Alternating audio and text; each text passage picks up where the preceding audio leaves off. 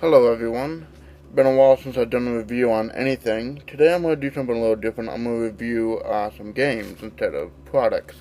What I'm going to be reviewing is Castlevania Judgment for the Wii and the Mortal Kombat vs. DC for the PS3. And the reason I'm doing this is because, well, first of all, I don't get excited over fighter games unless you're talking about Super Smash Bros. Brawl, which I thought was just fantastic.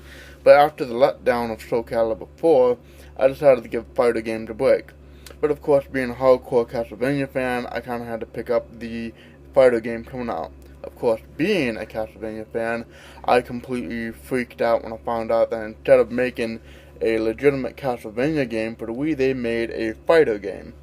So I was filled with absolute dread, like I'm sure many fans. But I picked it up because I am a sucker for anything Castlevania related. And what I was surprised to find out was the game was fun. I know it's surprising. It was fun. Not only was it fun, but it seemed as if someone that made this game really thought, hey, you know what, let's make something for the fans, but make it legitimate. Point being is, the characters that you have in the game really surprised me. I mean, yes, you have a few original characters, like, I'm guessing his name is Aeon, who has this giant clock. Apparently he's the main antagonist besides Dracula. He's sort of what causes this whole thing to be a fighting game. But then you have classics like Alucard, Eric Lacard from, I believe, Castlevania Portrait of Ruin and Bloodlines. I mean, where has that guy been? Then you got Trevor Belmont, who, man, that guy looks battle-worn like nothing else. You got Grant Dynasty from Castlevania 3.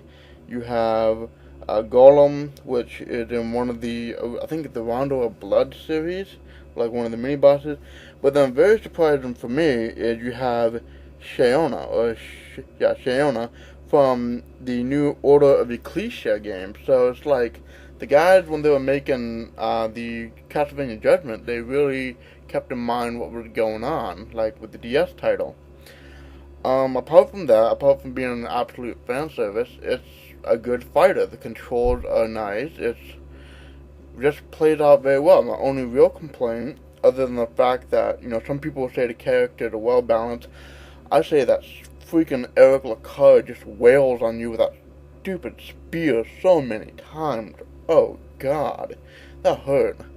But like I said, the only real complaint I have is the camera tends to get in your way every now and then, especially when you're at an angle and the camera's looking at your enemy's back, but you're in front of your enemy, so you can't see what you're doing. You have to be completely reliant on what buttons you push them.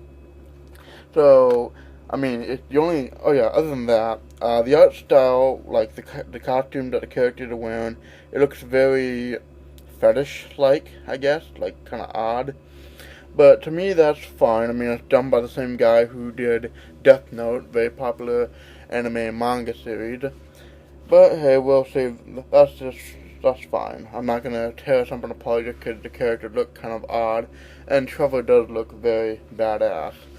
The other fighting game was Mortal Kombat vs. DC. Again, this falls under a game that is just downright fun. I don't know if it's because of the inclusion of the DC characters, you know, being able to take Batman and just beat the ever-loving crap out of Superman, or take Scorpion and do that to Superman. But something about it just draws me in. I mean, I played, the last Mortal Kombat game I played was, I think it was Armageddon, and I played that on the Wii and on the PS2, I think. Pretty good, but it got really complicated. I mean, they've been trying to evolve the series, and it just started getting complicated. I remember playing Mortal Kombat 64, and they were saying how this was probably going to be the last Mortal Kombat game they make, because they're saying stuff like, you know, you can only redesign the character costumes so many times, you can only add so many new moves. What a big lie that ended up being. We have like, what, 6 more Mortal Kombat games? 8, maybe 10 since then? But Mortal Kombat 64 was probably the best one I remember. But this new one, Mortal Kombat DC, the characters are voiced over with great cutscenes.